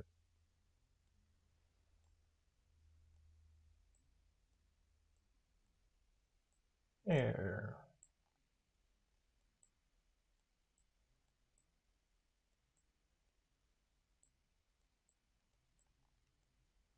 See, it's not even rendering the light correctly because of the compiling errors. So, yeah, I'll have to do more work. But this is the Blizzard gun. I'm going to have to do a lot of work to upscale the graphics because um, I didn't have upscaling in mind when I was creating this weapon. So it looks a bit, a little bit basic, but we'll get there. We'll get there. That's the Blizzard gun. And that freezes enemies. I hope you got ice puns ready. So if yeah, someone mentioned it seemed like it had really big range for a spray weapon. That's actually what it is. So in terms of forward distance, it's not as I think Heaven's Door goes farther, but the Blizzard gun reaches left and right. And the Blizzard gun it does freeze, so that's one of my favorite weapons actually. I really super like this guy. And I did want to create I have an HD version of this thing, or that's a little better, isn't it? Yeah. Yeah. What was I saying? Oh yeah, I did want to make elemental combination weapons. I did want to make. I wanted to make the volcano gun, which was going to be electric and fire. Um, I don't have the time for that at the moment. And I did want to make the thunderstorm gun, which was going to be electric and ice. So they would be stronger than the normal elemental weapons, but not quite as strong as Heaven's Door. But they would still benefit from stacking those elemental boosts on top of each other. So that's something for the future. If we get a chance to do more updates, I would like to do the those, the volcano and the thunderstorm gun. Well, anyway, I don't know if you wanted to look at any more weapons or anything.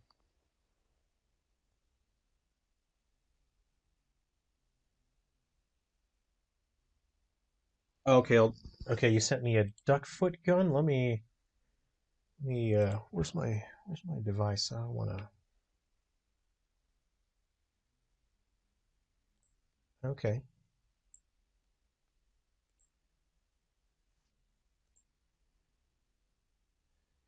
Yeah, a little bit like that. Yeah, yeah, yeah, yeah, yeah, yeah, yeah, yeah, yeah, yeah. But see, this looks like it was. Let me grab this. See this?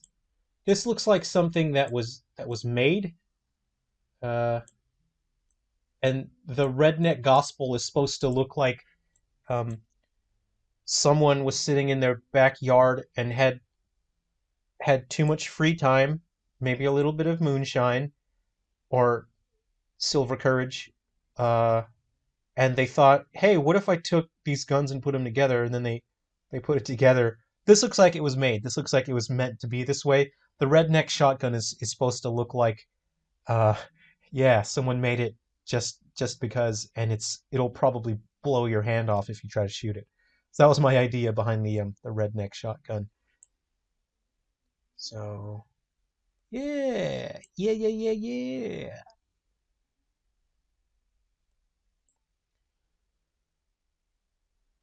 Anyway, so I'll probably end the stream in a minute or two. Uh, Thanks for hanging out, you guys. I'm gonna consider what to do about this fella. See, like, especially with this, you don't want a smooth transition, which is why that's why I made that brush. Hold on. So you can, that's not quite right. Now it's not really doing my brush here. It's not doing my brush, which I'm not happy with. I might have to load it in again. Um, Here we go.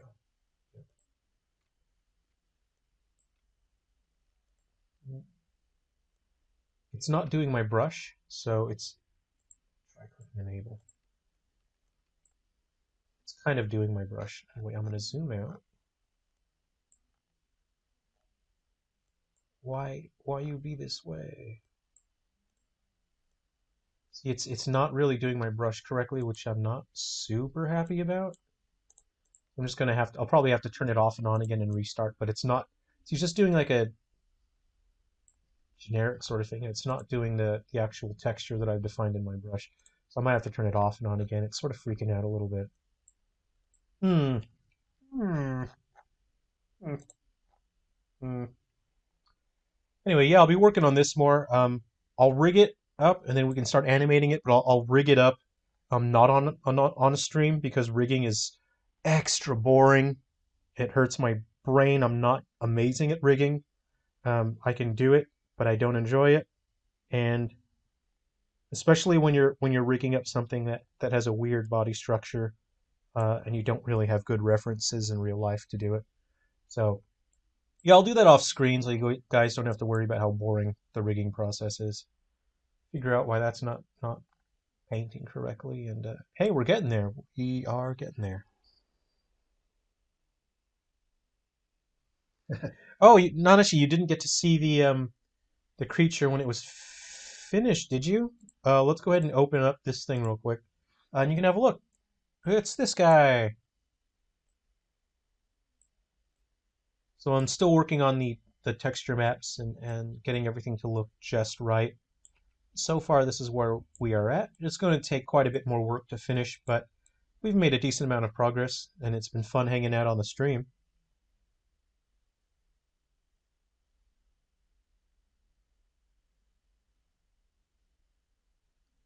And if we zoom in, we can. This is going to be very hard to tell because he's probably never going to hold still, so you might only get, a very rare chance to see it. But he does have those delicious, delicious looking vestigial hands. Oh, it is hard to see on the camera. Let's just move the camera forward, actually. Let's grab this. Let's grab this. Hey, come on. Give me the camera.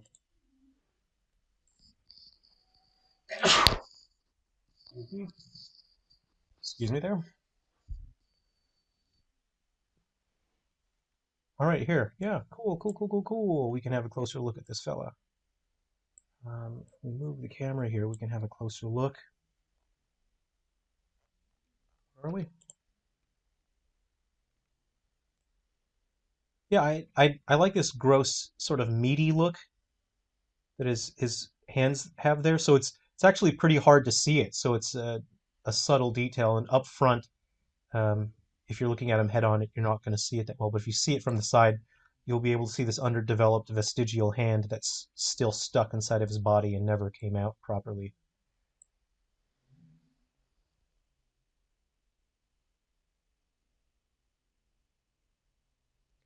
Yeah, well, I don't enjoy rigging. Everyone has things that they like and things that they despise, and rigging is something that I despise.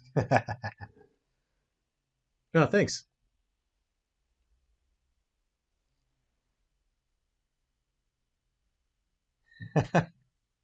Oh, you can't say no to pizza and beer. That sounds like a good dinner. Um, but yeah, you get to see the end result. I mean, the end result for today. We're going to work on it some more. So what I'm going to do is the areas that I know that I'll be putting fur on the guy, I'm going to smoothen it out, and then I'm going to puff out the model so it looks like there's actual fur there. So this will probably take a couple more days before it's usable and finished. But yeah, I hope you enjoyed looking at this fella. I'll be doing a bit more work on it. And again, the tools that I used to generate the textures and to paint it up, they're free. I used Materialize to generate the textures, well, the extra maps and stuff, and some Photoshop, of course. But you can use other free tools.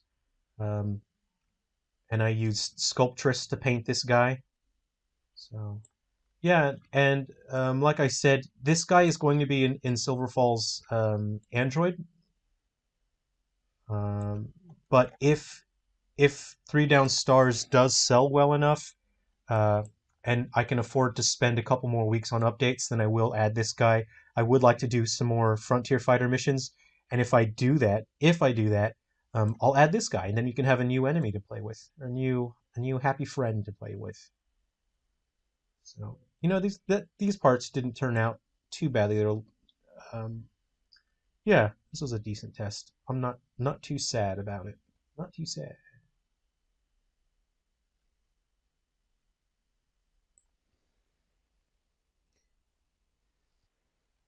So yeah, thanks for hanging out on the stream, guys. It's been fun hanging out. Uh, yeah, I hope you had fun looking at the game, and I'm looking at the behind the scenes stuff in terms of how the weapons and battle system work.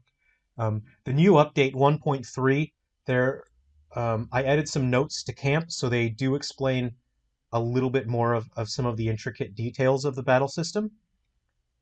Um, so it'll help you with sort of figuring out some of the more obscure stuff.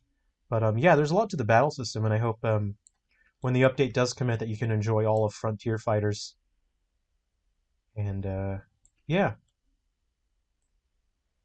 thanks a lot, guys. We'll catch you again next time. See you, everyone. Be safe. Be healthy. Bye.